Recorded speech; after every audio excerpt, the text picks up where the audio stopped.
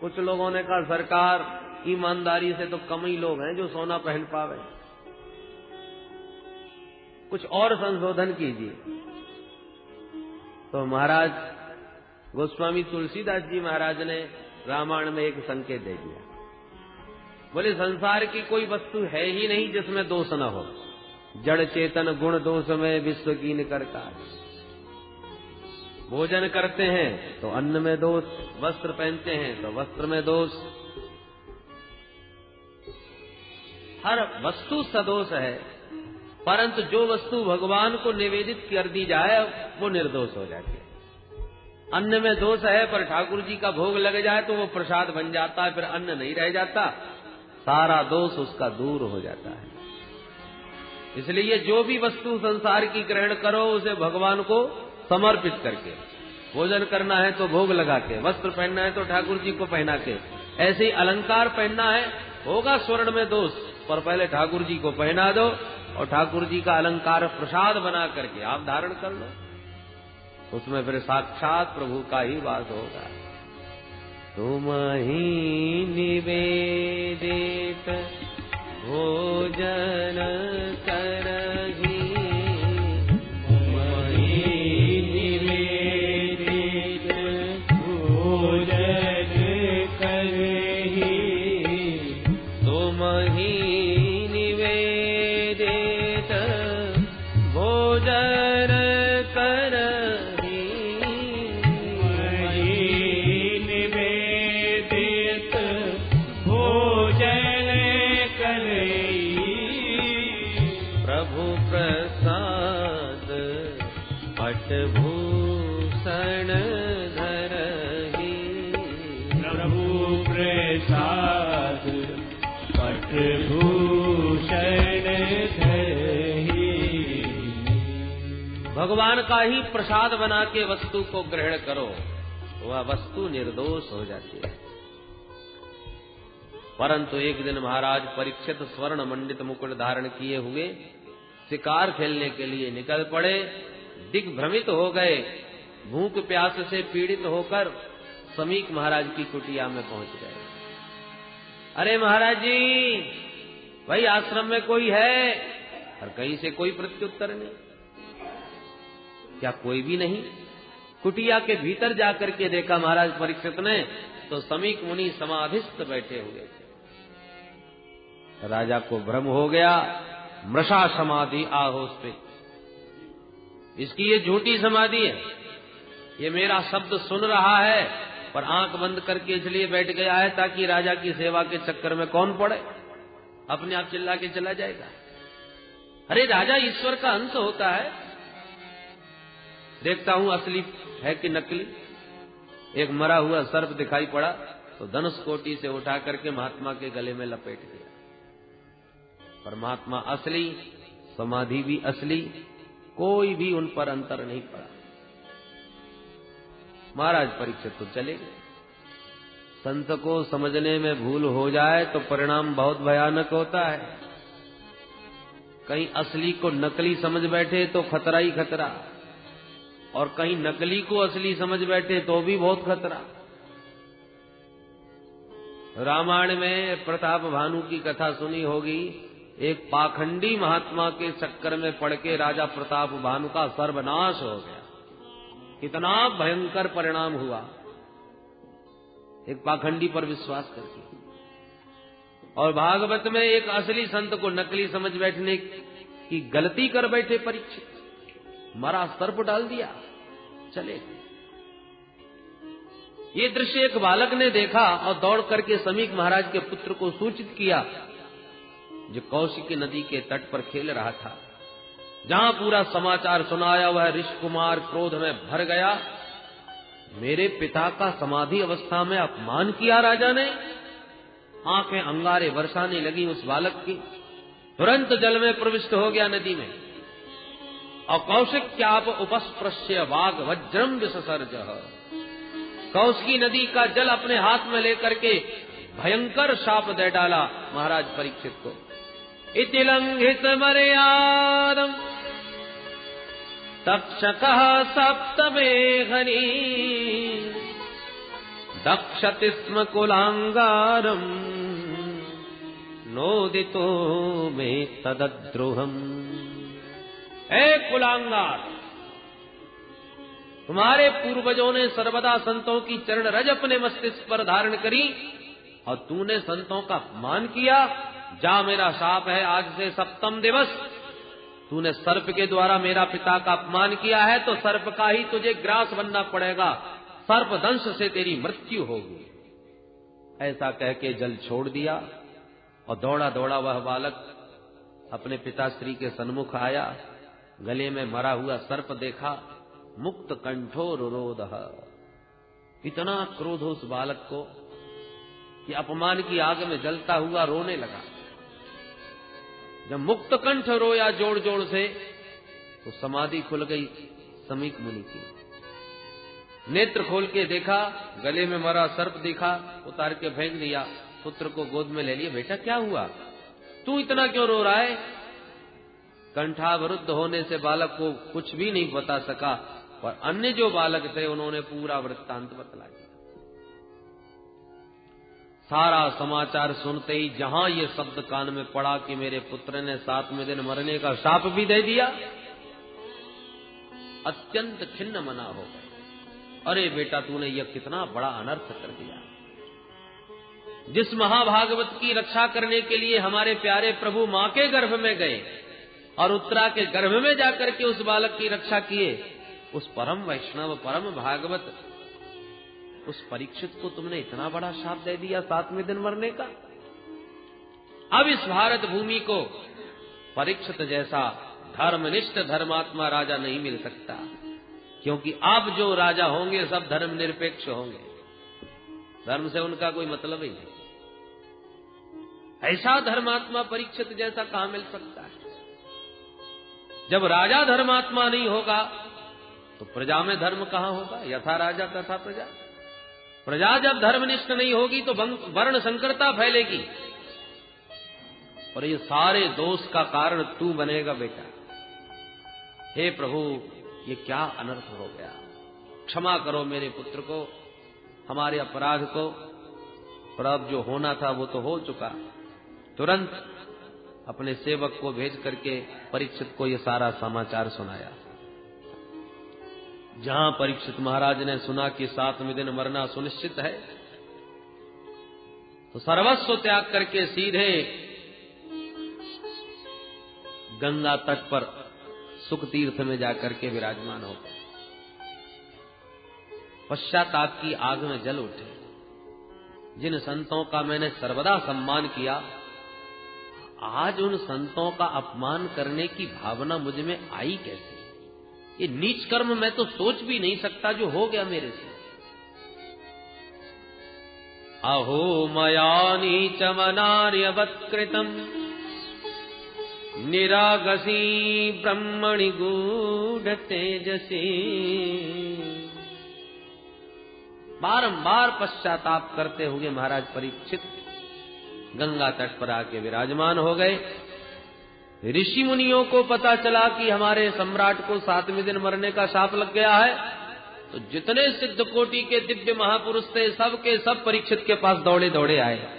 अत्रिर्वसिष्ठश्च मनः सरदवान अरिष्टनेमिर भृगुरंगिराश्च पराशरो गादिसुतोऽथ राम उतत्य इंद्र प्रमदेद्मबाह। अत्रि हैं, वशिष्ठ हैं, पराशर हैं, सब के सब आए। इतने संतों का समुदाय परीक्षित ने जब गंगा तट पर आते देखा तो गदगद होके सबको दंडवत किया, विधिवत पूजन किया और कहने लगे, महाराज समझ में नहीं आता कि मुझ छत्रबंधु के ऊपर आपने कैसे अनुग्रह किया। मैंने तो संत का अपमान किया, पर धन्य है संत जो मुझे घर बैठे अनुग्रह प्रदान करने के लिए पधार रहे हैं। आप समस्त संतों के चरणों में सत सत प्रणाम। बस एक ही बात जानना चाहता हूं कि मरने वाले को क्या करना चाहिए। चर्चा हो ही रही थी कि तत्रा भवद भगवान व्यासपुत्रो यद्रक्षयागामटमानो नपेक्ष अलक्षलिंगो निजलावतुष्टो व्रतश्च बालैरवधूतवेशः।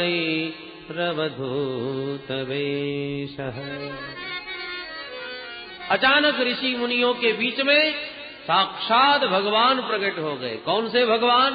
बोले भगवान व्यासपुत्र। मानव भक्त की रक्षा करने के लिए भगवान ही व्यास नंदन बन के प्रकट हो गए। बोल सुखदेव भगवान की। पहले परीक्षित पर संकट आया, वो भी ब्राह्मण था, अश्वत्थामा। उसने छोड़ा ब्रह्मास्त्र का बाण, तो उस अस्त्र से बचाने के लिए भगवान भी गत आत्म चक्रो अपने चक्र को लेकर के दौड़े और परीक्षित की रक्षा कर ली। अस्त्र का संकट आया तो अस्त्र लेके भागे, पर अब की बार इस ब्राह्मण ने वाग वज्र छोड़ा है, वाणी का वज्र चलाया है मारने के लिए, तो भगवान भी व्यासनंदन बन के वाणी से ही रक्षा करने के लिए प्रकट हो गए। इसलिए केवल व्यासनंदन सुखदेव नहीं, अपितु तत्राभवत भगवान व्यासपुत्र, मानो भगवान ही व्यासपुत्र के रूप में पधारे। स्वेच्छा से भ्रमण करते हुए जा रहे हैं। अलक्षलिंग स्त्री पुरुष भेद रहितः। ऐसे परमहंसाचार्य श्री सुखदेव जी, जिन्हें इतना भी ज्ञान नहीं कि स्त्री और पुरुष किसे कहते हैं। उनकी दृष्टि में तो सब में वही एक सत्ता। निजलाभ तुष्ट, निजानंद में परिपूर्ण है। इनका तो परमानंद इनके भीतर ही विराजमान है। निजाभ्याम श्री राधा कृष्णाभ्याम तयोः दर्शन एव लाभ तेषाम संतुष्ट। उनके तो हृदय कमल में ही प्रिया प्रीतम का नित्य निवास है, नित्य विहार है। उसी में सर्वदा रमणते करते रहते हैं, रमते रहते हैं। बहिरंग दृष्टि इनकी होती ही नहीं, दुनिया वालों पर दृष्टि इनकी जाती नहीं। ऐसे परमहंस शिरोमणि है श्री सुखदेव जी। व्रतश्च बालैरवधूतवेशः। 16 वर्ष की उम्र में भी नग्नावस्था में घूम रहे हैं। दिगंबरम भक्त विकीर्ण केशम, केस खुले हुए हैं, दिगंबर स्वरूप है। प्रलंब बाहुम, बड़े बड़े विशाल भुजाएं हैं। दिव्य आभा मुख कमल पर चमक रही है। उस मुख कांति को देख करके कई सुंदरियां इनके पीछे लग जाती हैं, और कई गांव के बच्चे हाथ धो करके इनके पीछे पड़ जाते हैं। ताली बजा के नंगा बाबा आ गया, नंगा बाबा आ गया, तमाम बच्चों की भीड़ पीछे लग जाती है। पर सुखदेव जी पर कोई फर्क नहीं। कौन अनुराग पूर्ण निहार रहा है तो कौन हमारा उपहास उड़ा रहा है, सुखदेव जी दोनों में बराबर। ऐसे श्याम विग्रह स्वरूप सुखदेव जी का दर्शन किया तो जितने सिद्ध कोटि के संत गंगा तट पर बैठे थे सबके सब उठ के खड़े हो गए। बोलो सुखदेव भगवान की। परीक्षित आश्चर्यचकित हो गए। 16 वर्ष का ये बालक आया और ये 10-10 हजार वर्ष की दीर्घायु वाले महात्मा, सफेद दाढ़ी वाले, सबके सब स्वागत कर रहे खड़े होकर। इसका मतलब बालक साधारण नहीं है, कोई विभूति है। परीक्षित ने तुरंत खड़े होकर के सुखदेव जी को साष्टांग दंडवत किया। सविष्णुरातोथ आगताय तस्मै सपर्याम शिरसा जहार। ततो निवृत्ता यबुदा स्त्रियोर्भका महासने सोपविवेश पूजिता। महासने सोपविवेश पूजिता। महाराज परीक्षित ने खड़े होकर के दंडवत किया, आसन दिया, षोडशोपचार पूजन किया। जब महाराज परीक्षित को पूजन करते हुए उन बालकों ने और स्त्रियों ने देखा जो बाबा के पीछे पड़े हुए थे, घबराए गए। राम राम, जिसको पागल बाबा समझ के पीछा कर रहे थे, ये तो कोई सिद्ध बाबा निकल पड़ा। अरे सम्राट इसको साष्टांग दंडवत करके पूजा कर रहे हैं, कहीं महाराज ने हमको देख लिया तो लेने के देने पड़ जाएंगे। सब भाग गए बालक, डर के मारे स्त्री बालक सब पलायन कर गए। ततो निवृत्ता यबुदा स्त्रियोर्भका। परीक्षित महाराज ने विधिवत पूजन किया और कहा, भगवान आज मैं धन्य हो गया, मेरे जैसे छत्र बंधु के ऊपर आपने अनुग्रह किया, सहज पधार करके दर्शन दिया।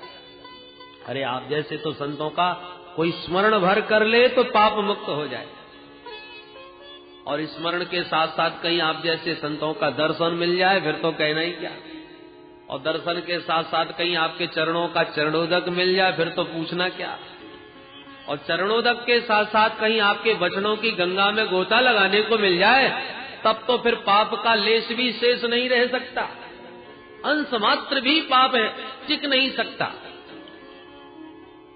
येषां संस्मरणात् पुंसाम् सद्यः शुध्यन्ति वै गृहा, किं पुनर्दर्शन स्पर्श पाद शौचासनादिभिः। मैं धन्य हो गया महाराज, केवल एक ही बात जानना चाहता हूं, क्योंकि आप योगियों के भी परम गुरु हैं, अतः आपसे पूछना चाहता हूं कि म्रियमाणस्य किम कर्तव्यम्, मरण धर्मा इस प्राणी का क्या कर्तव्य है, वो कृपा करके बताइए। जीवन में क्या श्रवणीय है, क्या स्मरणीय है, कौन भजनीय है, जीव का कर्तव्य क्या है और अकर्तव्य क्या है, इसको जरा विस्तार पूर्वक मुझे समझाइए। सुखदेव जी बोले, बैठने की देर नहीं हुई और तुमने आते ही प्रश्नों की झड़ी लगा दी। अरे कोई आवे तो पहले उसको प्रेम से शांति पूर्वक बैठने तो दो। परीक्षित महाराज कहते हैं, आप जैसे महापुरुष ज्यादा देर तक बैठते ही कहां है, गोदोहन काल से ज्यादा टिकते नहीं। इसलिए मैंने तुरंत प्रश्न किया है कि अब आपको इन प्रश्नों का समाधान दे के ही यहां से खड़ा होना होगा।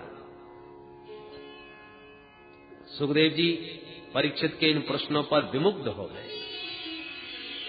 गदगद होकर के बोले, बरीयाने सते प्रश्न क्रतो लोकहितो नृप, आत्मवित सम्मतः पुंसा श्रोतव्यादेषु यः परः। देखिए, जो चीज खाई होगी उसी की डकार आएगी, जो भीतर भरी होके। मूली खा के आए हैं तो मूली की डकार अपने आप बताई देगी, ये तो मूली खाए बैठे हैं। प्याज लहसुन खा के आए हो तो उसकी दुर्गंध अलग समझ में आ जाएगी। भीतर क्या भरा है वैसी ही गंध आएगी, वैसी ही डकार आएगी। तो सुखदेव जी के भीतर ब्रह्मानंद भरा हुआ है, निजलाभतुष्ट। तो सुखदेव जी का जो प्रथम अक्षर मुख से निकला वो भी ब्रह्म का ही बीज निकला। वकार जो है वो ब्रह्म का बीज है, और सुखदेव जी के मुख से पहला वकार ही निकला।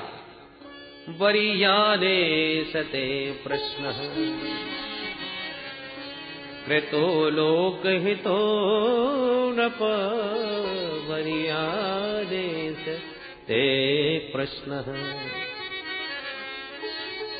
वरीयान वकार सबसे पहले निकला, क्योंकि ब्रह्म का बीज वकार और ब्रह्मानंद सुखदेव जी के भीतर। सुखदेव बाबा कहते, परीक्षित ये प्रश्न तुमने केवल अपने लिए नहीं किया है। यदि परीक्षित ये पूछते, महाराज मैं 7वें दिन मरने वाला हूं, कुछ बचने का उपाय बताओ, तो ये व्यक्तिगत प्रश्न हो जाता है। परीक्षित का प्रश्न ये है कि मरने वाले को करना क्या चाहिए। तो मरने वाले कोई परीक्षित अकेले थोड़ी है, इसका नाम ही मृत्युलोक है, मरने वाले तो सभी हैं। और सबके जीवन में ही 7 दिन के भीतर ही तो काल रूपी व्याल अपना ग्रास बनाने आता है, क्योंकि 7 ही दिन है, रवि सोम मंगल बुध बृहस्पति शुक्र शनि। और इन 7 दिन के भीतर ही काल व्याल का ग्रास प्रत्येक प्राणी को बनना है। इसलिए परीक्षित का प्रश्न सार्वभौम है। अतः सुखदेव जी गदगद हो, अरे परीक्षित क्रतो लोकहितो नृप, लोकहित के लिए जन कल्याण की भावना से बड़ा प्यारा प्रश्न है तुम्हारा। क्योंकि ये अभागा जीव मोह ग्रसित है, अपने बारे में से सोचने का समय नहीं, हमेशा दूसरों के बारे में ही सोचता रहता है। मेरे बाद इनका क्या होगा, मेरा इतना बड़ा कारोबार, मेरा इतना बड़ा परिवार, मेरे इतने बच्चे, अब कैसे क्या संभालेंगे। लो, अंतिम समय जीवन का आ गया और फिर भी दूसरों के बारे में सोच रहे हैं। जिंदगी भर दूसरों को कमा कमा के दिया और अब भी अपने बारे में सोचने की फुर्सत नहीं। दिन भर पैसा कमाना और परिवार का पेट भरना, रात भर या तो खर्राटे बजा के सोना या विषयों के भोग में लगे रमे रहना, इसी में सारा जीवन जीव का समाप्त हो जाता है। निद्रिया ह्रियते रक्तम व्यवायेन च भावयः दिवाचार्थे हया राजन् कुटुंब भरणेन वा।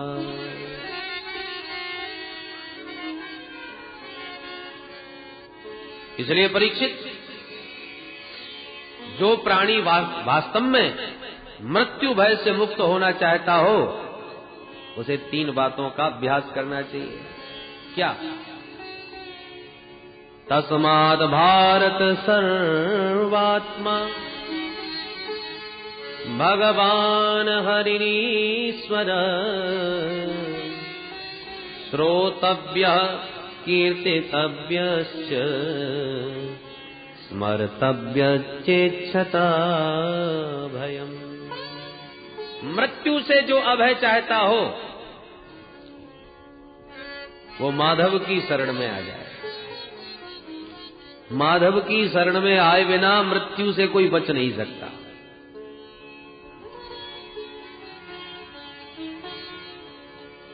तो माधव की शरण में आए कैसे महाराज, क्या करें उसके लिए? बोले श्रोतव्य, सबसे पहले उनकी महिमा को सुनना प्रारंभ कर दो। सुनने से फायदा क्या होगा? भले जब सुनोगे तभी तो उनके बारे में जानोगे, और जब तक जिसकी व्यक्ति की जानकारी न मिले पूरी, तब तक उसमें श्रद्धा होती ही नहीं। कोई कितना भी बड़ा महान व्यक्तित्व तो हमारे बीच में आके चुपचाप बैठ जाए तो हम उसे नमस्कार भी न करें। जब उसके व्यक्तित्व के बारे में किसी ने हमको बताया, उसकी जानकारी जब हमको मिली, तब हमने दंडवत किया, अरे वाह महाराज, बहुत नाम सुना था आपका, धन्य हो गए। और तब से बैठा था, तब से राम राम भी नहीं करी। जाने बिनु न होए परतीति, जाने बिनु न होए परतीति, बिनु परतीति होए नहीं प्रीति, बिनु परतीति होए नहीं प्रीति, जाने बिनु न होए परतीति, जाने बिनु न होए। इसलिए भगवान की महिमा को जानने के लिए पहले उनकी कथा सुनो, ज्यादा से ज्यादा भगवान की लीलाओं का श्रवण करो, तब पता चलेगा कि प्रभु का स्वरूप कैसा है, उनका स्वभाव कैसा है, उनका प्रभाव कैसा है। जानोगे तब प्रभु में श्रद्धा और प्रेम जागेगा। ये मन जल्दी से मुड़ता नहीं भगवान की तरफ, बड़ा निष्ठुर है। जन्म जन्मांतरों से संसार में ही इसकी रति है। अब परमात्मा में कैसे जोड़ें, प्रभु की तरफ कैसे मोड़ें? लोहा बहुत कठोर होता है, पर उसका औजार बनाना हो तो तोड़ना मरोड़ना तो पड़ेगा। बिना तोड़े मरोड़े उससे कुल्हाड़ी आदि कैसे बनेंगे उस लोहे से? तो क्या करना पड़ेगा? बोले पहले इसे गर्म करो, तपाओ, और लोहा जब गर्म हो जाए आग में लाल, तब उसमें द्रवता आ जाती है, फिर उतनी कठोरता नहीं रह जाती। और जहां उसमें लालिमा आ जाए, द्रवता आ जाए, तो एक हथौड़ा मार दो तुरंत मुड़ जाएगा। जहां चाहोगे वहां मुड़ जाएगा, जैसा चाहोगे वैसा बन जाएगा। बिना तपाए तो मोड़ना बड़ा कठिन है। उसी प्रकार ये निष्ठुर मन माधव की तरफ मुड़ता नहीं। कैसे मोड़े? बोले पहले ऐसे को भगवान की कथा सुनाओ।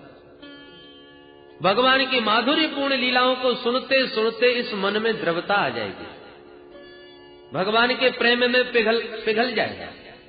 और जब प्रभु की महिमा को सुन के पिघल जाए तुम्हारा मन, तभी विवेक का हथौड़ा मारो इसके में, डांटो इसे, अरे पापी, अरे दुष्ट, जिन प्रभु की महिमा में तू इतना मुग्ध हो रहा है, फिर उन माधव का भजन क्यों नहीं करता, फिर उनके चरणों का ध्यान क्यों नहीं करता? डांटो तो मन आज चूंकि समय प्रभावित है, आपकी हर बात मानेगा और प्रभु की तरफ मुड़ जाएगा। अहिल्या का उद्धार करके राम जी जा रहे हैं, गोस्वामी जी वर्णन कर रहे हैं। वर्णन करते करते गोस्वामी जी का श्रोता तो उनका मन है, मणिराम जी को सुनाते कथा, तो मन को श्रोता बना के कथा सुना रहे थे। गोस्वामी जी का वर्णन करते करते मन पिघल गया। राम जी इतने कृपालु, इतने दयालु, जो बेचारी पाषाण प्रतिमा बनी पड़ी थी वन में, खग मृग जीव जंतु तह नाही, अरे जीव जंतुओं ने भी त्याग दिया था, मानवों की तो बात क्या, कोई नहीं देखता था, न कोई उधर जाता था। ऐसी अभागिन अहिल्या का उद्धार करने प्रभु स्वयं गुरु जी को लेकर पहुंच गए और उस पर अनुग्रह किया, उसे परम पावन बना दिया। गोस्वामी जी का मन वर्णन करते करते मुग्ध हो गया, पिघल गया, और जहां मन पिघला तहां गोस्वामी जी ने उस मन को फटकारा। अस प्रभु दीन बंधु हरि,